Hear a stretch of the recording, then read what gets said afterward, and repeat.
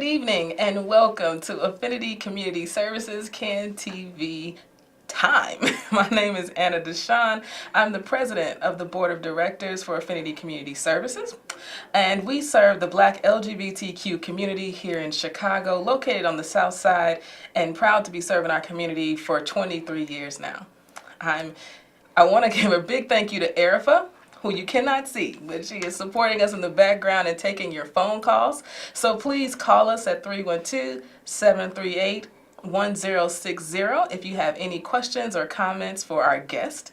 And I am excited to welcome our guest to the show. Jerome is the executive director of Project Vida, and thank you so much for joining us tonight. Thank you for having me. I'm happy to be here. I'm happy to have you here. Happy to actually introduce probably a lot of people to Project Vida who may not be familiar with who Project Vida is. So I think that's a good place to start. Well, thank you, Anna. Yes. As Anna stated, my name is Jerome Montgomery, and I'm the executive director of Project Vida. Project Vida is located in the southwest side of Chicago in the Little Village area. Project Vida has been in service or serving the community for over 25 years. We were founded out of the response of the HIV and AIDS epidemic in the minority communities. Project Vida currently serves primarily the African American and Hispanic populations.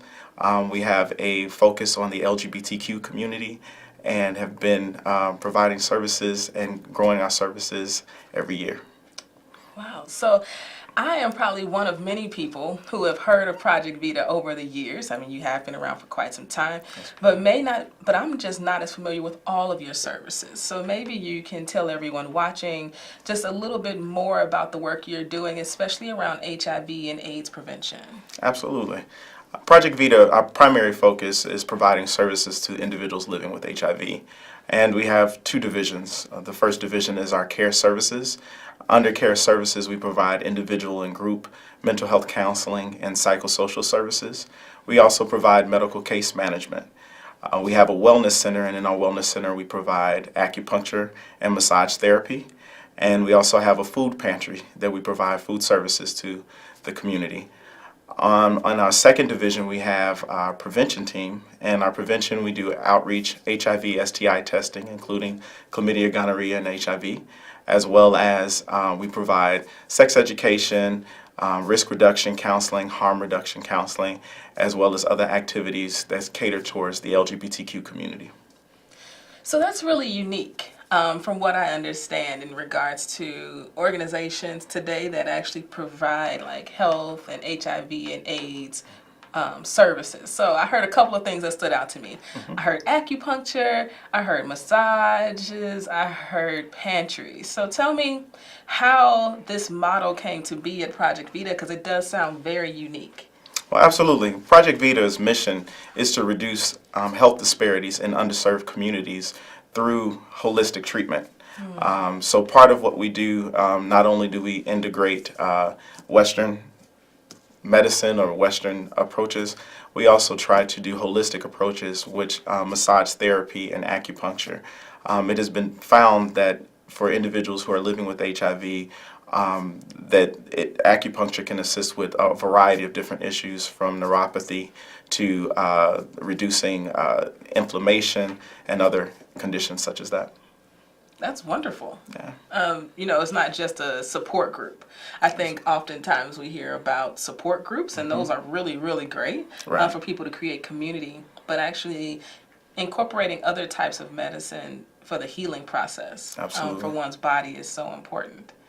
I love that.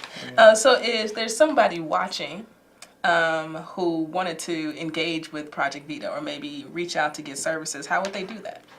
There's a variety of ways. You can either hit us up on Facebook at Project Vida. We do have a fan page, a Facebook page. Or you can reach out to us on our website at www.projectvida.org, and that's VID as in David A. Or you can give us a call at area code 773-277-2291. We're going to do that again towards the end of the show just to make sure that you all remember. But I think it's important just because the type of services that you all actually offer is pretty unique. Now, I also come to understand that the way you became an executive director of Project Vida is fairly unique.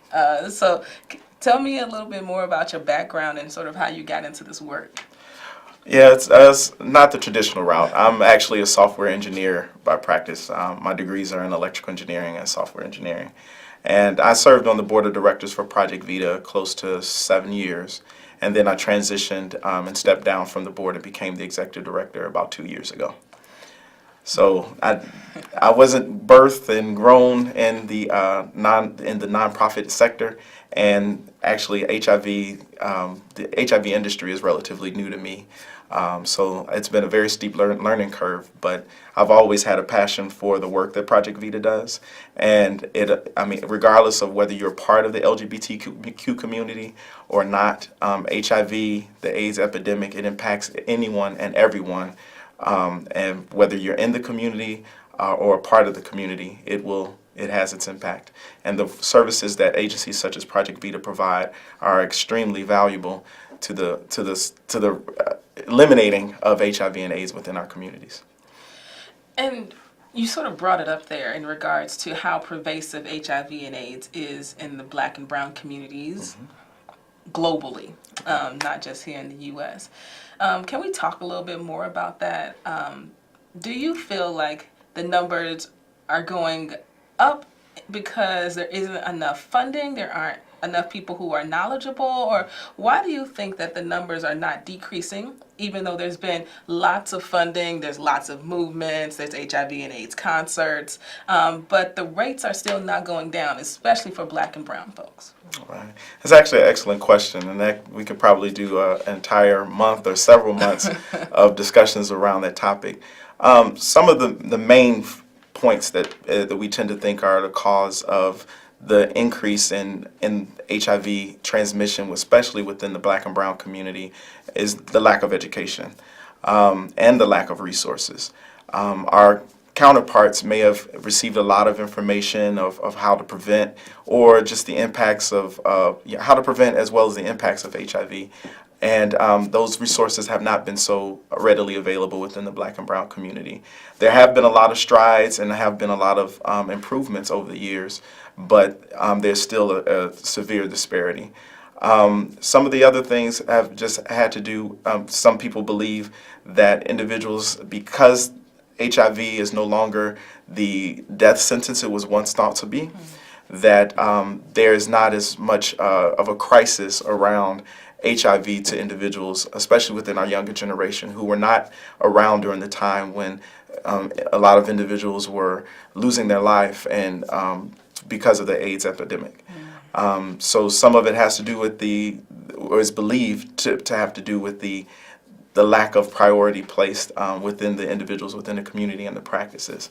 But for example, just some of the disparities in providing of information, there's a treatment out that helps prevent HIV called PrEP. And many individuals in the Black and brown community are unaware of that. Particularly individuals within the heterosexual community.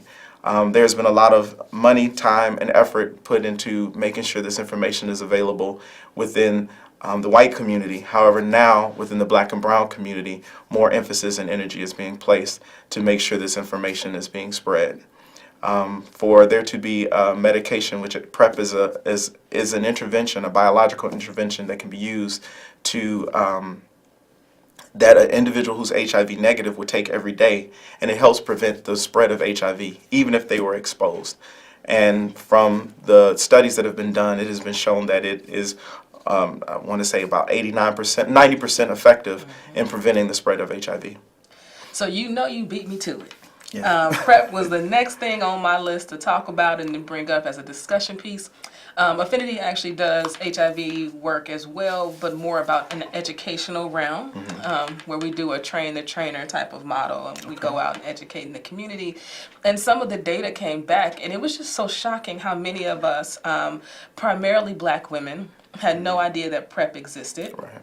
And especially when we talk about the rates in which Black women are being infected with HIV, I think they're the largest or fastest growing group who are currently being infected or affected by HIV. And PrEP is monumental Absolutely. to the movement. Like if there's a timeline of HIV and AIDS, if you start in the late 70s, early 80s to today, PrEP has a huge marker in the timeline of changing the conversation Right. around HIV and AIDS. And I think that you are right about the lack of education around that. I think a lot of people just don't know it exists.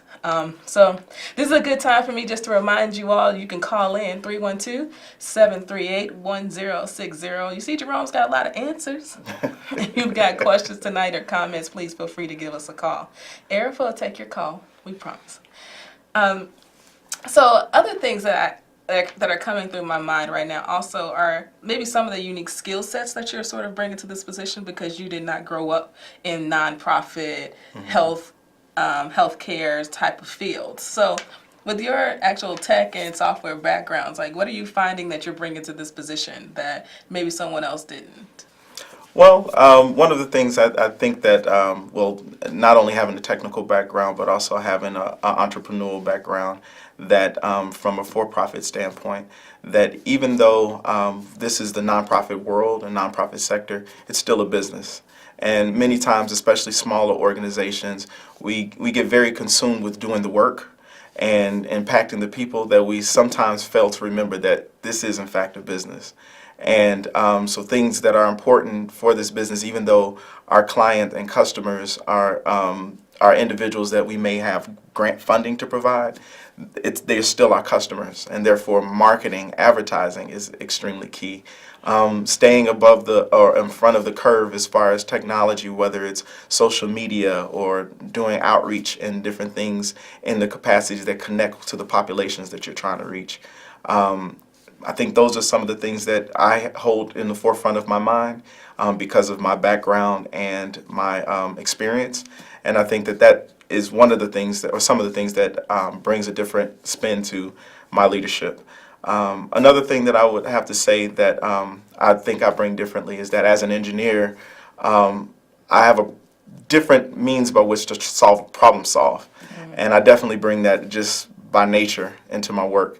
And but you know, one of the things that doing this work has allowed me to do is allowed me to take that formulary of x plus y plus z equals q and turn that into something and adding the human aspect of things. So, but yeah, I think that kind of brings a lot of and then sometimes, as with any business, any organization, when you hear they're hiring and they want to bring in fresh faces, fresh ideas, having somebody from outside of the industry sometimes brings a different perspective.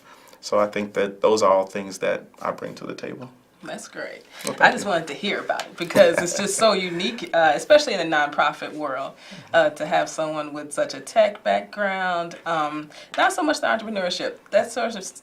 That can be sort of a theme that's seen, but I just thought that was interesting, and I think it is important. It does provide a fresh perspective and a different approach to certain things, and with dealing with the community. So that's pretty cool. That was actually something I did want to touch back on, Anna, if you Okay. don't mind. Oh yeah. When we were talking about some of the reasons that HIV continues to grow in our community, and you made a very good point in that, especially with our African American women being impacted. I think one of the things that our community, or just in general, we fail to do is the face of HIV. We fail to create the proper narrative around what the face of HIV looks like. When individuals think of us, even to this day, when people think of HIV, they tend to put a gay man behind that picture. However, there are plenty of, as we know, as you mentioned, as far as the rise in the transmission of HIV amongst African American women, there are housewives that are infected with HIV. And there are heterosexual women that are being infected with HIV on a daily basis. And these things are because primarily they think that they're not at risk. These same messages was what when providing information around interventions such as PrEP, I think that there was a lot of information that when they were thinking of high-risk individuals or high-risk populations, the face of what a high-risk population is was also what kept the information from certain individuals, because if you weren't a man who has sex with men, or if you weren't a sex worker or something within that realm, you would feel that you were not at risk. But you could be a heterosexual woman with multiple partners, and having unprotected sex. That, in fact, puts you at risk. So I think that that is another major contributor to the lack of knowledge around HIV and contributing to the rise in the spread of HIV amongst the underserved populations. Absolutely. And there's still such a stigma Absolutely. around HIV. Absolutely. People still don't want to come out and say that I have HIV or that I'm living or surviving with HIV. I think, for anyone who has been in the LGBTQ community for a long time, you know someone who has or is living with it, who maybe has already transitioned from it, so it's very real for you. But I find that a lot of heterosexual communities, they just don't have that same experience. The HIV and AIDS funding wasn't targeted for them, and so their knowledge or feeling connected to HIV and AIDS is non-existent. And so changing the face of what and who is affected by HIV is a really important part of the narrative, and Affinity tries to do that as well. One of our sisters, LaSherry, has been on this show before talking about HIV and the work that she does around educating people that she is a Black woman living and surviving with HIV, and that's just really, really important because otherwise it'll still remain invisible to the communities that need to know most. I also think that I'd love to hear what you have to say about this. A lot of folks say, oh, that's just because brothers are on the down low. Because people can't make up their minds, too many bisexuals having sex with all these other folks. I know this isn't true, but, what are your thoughts around some of those Excuse me. assumptions? Well, exactly what you said. Those are assumptions, and part of our responsibilities as providing services in the community are to debunk those myths.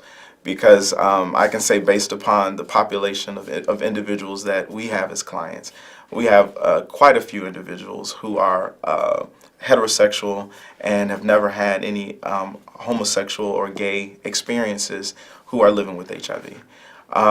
They themselves, because if you're not homosexual or on the down low, then it's thought that, well, then you must be an intravenous drug user or, some other category.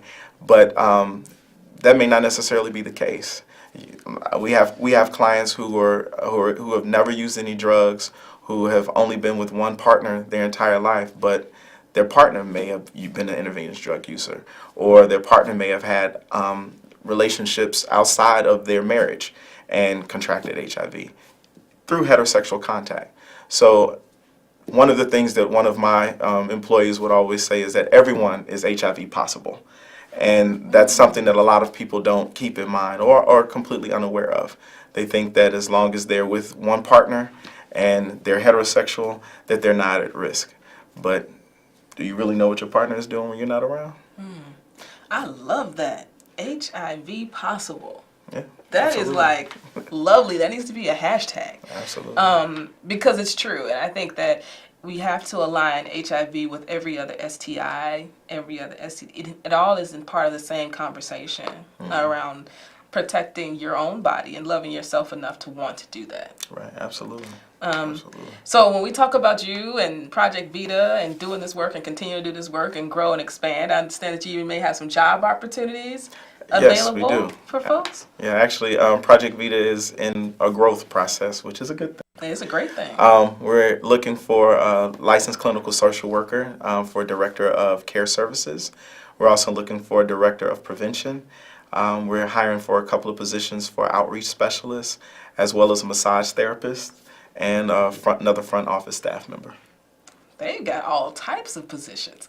So I'm assuming people can find out on your website, on Facebook. Absolutely. We have our listings on Indeed, Craigslist, and also you can feel free to give us a call or check us out on Facebook, and I can definitely receive your resume, review it. I'll be reviewing it myself. And for any qualified candidates, definitely come along. Now, Project Vida, our services are offered in both in English and Spanish. We do have a predominantly Hispanic population, And so a lot of our positions, we're looking for individuals who are bilingual with English and Spanish. And that's a whole other piece that we never talk about, are Latino and Latinas who are also living and surviving with HIV. Right. It tends to be a black and white conversation instead of just a people conversation, or including the brown population as well. So Right, right. I think you all are serving a great community. You have a great cause. Now, if I don't need a job, but I still want to support Project Vida, how can I do that? Can I volunteer? Absolutely. We're always looking for volunteer services and volunteers for any skill level. You know, we've had individuals who are MDs, even individuals who have a custodial background. So we can always use additional assistance and help for other individuals who have a passion for the work we do. That's awesome. So definitely reach out if you are interested in helping to continue this type of work. We have a few more minutes left in the show, so I'll give you all the number one more time just in case you want to call and ask a question or give us a comment. The number is 312-738-1060. So as we begin to, let's close out the show a little bit in our conversation, which has been really great, by the way. Is there anything else that you would want people to know or to think about or to take away in regards to Project Vida, HIV and AIDS work, just anything within that realm? Absolutely. One thing I do want to say that even though a majority of our work is done for catered towards individual living with HIV, we do a significant amount of work in the community in general. So our mental health services are provided to individuals in the community on a sliding scale basis, as well as acupuncture and massage therapy. So many of our services are available to individuals regardless of what your health status is. Wait, I can come in there and get a massage? Absolutely. I had no Actually, idea. I want you to come in and get a massage. That's fantastic, actually. Yeah, That's thank really you. great. Yeah. Some people don't want to go to other places or places where they won't feel safe or Right. their identities are not appreciated or respected. So Right. it's nice that you all are actually offering something like that. Right. That's great. Yeah, and then something I would like to say that's important, and I know that there's messages that people are inundated with messages around knowing your status, but there's a lot of truth and value in it. You know, one, knowing your status helps to empower you to be able to get access to services and things that can extend your life, and you can live a normal lifestyle. The other thing is that knowing your status, majority of the individuals who contract HIV have contracted from either individuals who are unaware of their status or individuals who know their status but are not in treatment. One of the things that is important for individuals to know, which helps reduce the stigma, individuals who are living with HIV, who are being treated and have reached a status that we call undetectable, which means their viral load is unable to be detected. Those individuals, there has been no known case of any individual spreading HIV to a non-infected individual. So if you are HIV positive in treatment, not only are you extending your life and improving your health, but you're also being a part of removing the chances of spreading and doing your work to prevent the transmission of HIV.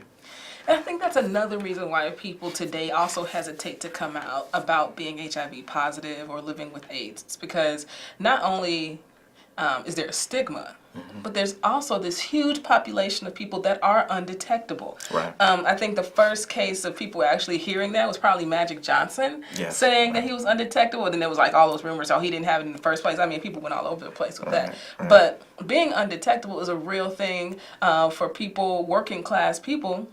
And all the money that's been given over the years, it's come to this piece of being undetectable, which is really, really important for people to understand. That there are ways and means for you to live and survive and have a healthy life, even if you are living and surviving with HIV and AIDS. So this has been a wonderful time. Yes, Thank you so much, Jerome, for coming on the show. Thank you for having me. It's been a pleasure. Absolutely. Once again, I'm Anna Deshawn with Affinity Community Services.